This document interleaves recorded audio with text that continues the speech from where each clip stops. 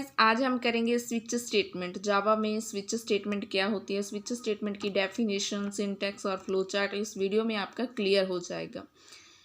Video को last तक देखिएगा, बिल्कुल भी स्किप मत कीजिएगा। इंपॉर्टेंट टॉपिक है, मोस्टली एग्जाम में जो क्वेश्चन आता ही आता है। What is switch statement, define switch statement, what is the syntax off switch statement.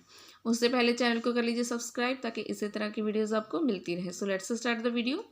Switch statement क्या है? The switch statement tests the value of a given expression against a list of case values. Switch statement क्या करती है? Switch statement में हमारी expression होती है, उसकी वैल्यू को मैच करती है with the case values. Switch statement में मल्टीपल केस वैल्यूज़ होती हैं, उनके साथ एक्सप्रेशन की जो वैल्यू होती है उसे टेस्ट करती है। When a match is found, the corresponding case is executed. अगर वो वैल्यू मैच हो जाती है देन क्या होता है, जो भी कॉरस्पॉन्डिंग केस होता है वो एग्जीक्यूट हो जाता है। If the value of the expression does not match with any case values, अगर हमारी एक्सप्रेशन की वैल्यू किसी भी केस वैल्यूज़ के साथ मैच नहीं होती है देन क्या होता है, default statement will be executed. तो डिफ़ॉल्ट स्टेटमेंट एग्जीक्यूट हो जाएगी। Next, syntax of the switch statement. Switch expression, जहाँ पे हम स्विच की वैल्यू राइट करेंगे, एक्सप्रेशन राइट करेंगे। Then case expression 1, statement 1, break. Case expression 2, statement 2, break. इसमें मल्टीपल केसेस आ सकते हैं, जितने भी केस आप चाहें, जितने भी वैल्यूज स्टेटमेंट्स आप एग्जीक्यूट कराना चाहते हैं स्विच स्टेटमेंट में आप राइट कर सकते हैं। केस एक्सप्रेशन एन का मीनिंग होता है last expression. Statement N, break, default statement, again break, then statement 3। So आपने एक चीज़ ध्यान दी होगी, जो हमारी केस एक्सप्रेशन है वो किसके साथ होगी, एंड विद कॉलन। एंड जो हमारी स्टेटमेंट है, ब्रेक स्टेटमेंट होगी, वो and with semi colon. But जो हमारी केस एक्सप्रेशंस होगी जितनी भी स्विच स्टेटमेंट में, वो कॉलन के साथ ही एंड होगी। नेक्स्ट आगे गाइस फ्लो चार्ट, बहुत ही इजी है। Expression case 1, statement 1, case 2, statement 2, case N, statement N, then default state, then statement 3। और एक चीज़ आपने देखी होगी, हमने हर एक केस के at the end of the every case break statement use की है।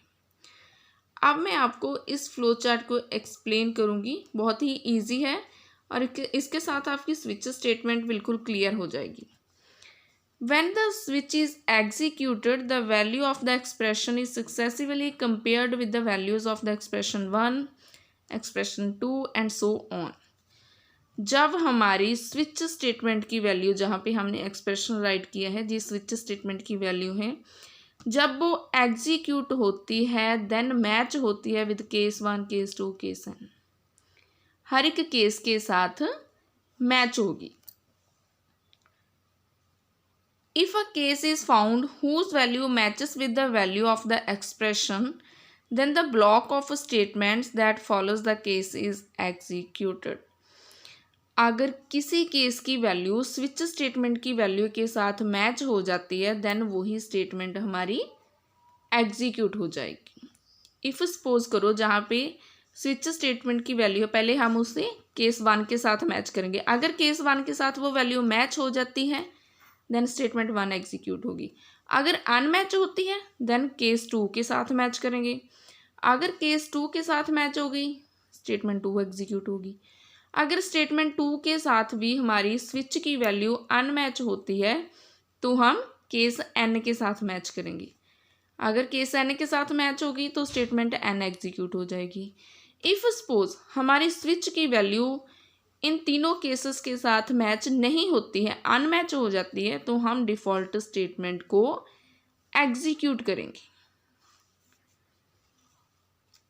The break statement at the end of the each block signals the end of a particular case and cases an exit from the switch statement. जो हमने जहाँ पे break statement use की है eight the end of the every case, वो क्या indicate करती है? Exit from the switch statement. Case 1 statement 1 जहाँ पे ब्रेक है, इट मीन्स केस 1 ने स्विच स्टेटमेंट से एग्जिट कर लिया है।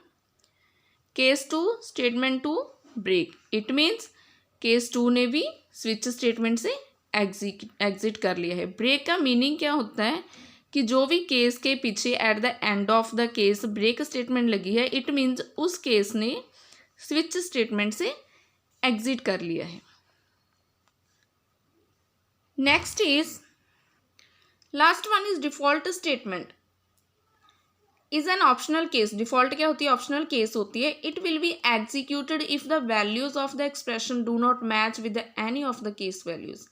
अगर हमारी स्विच एक्सप्रेशन की वैल्यू किसी भी केस वैल्यूज के साथ मैच नहीं होती, then no action takes place when all matches fail and the control goes to the statement 3।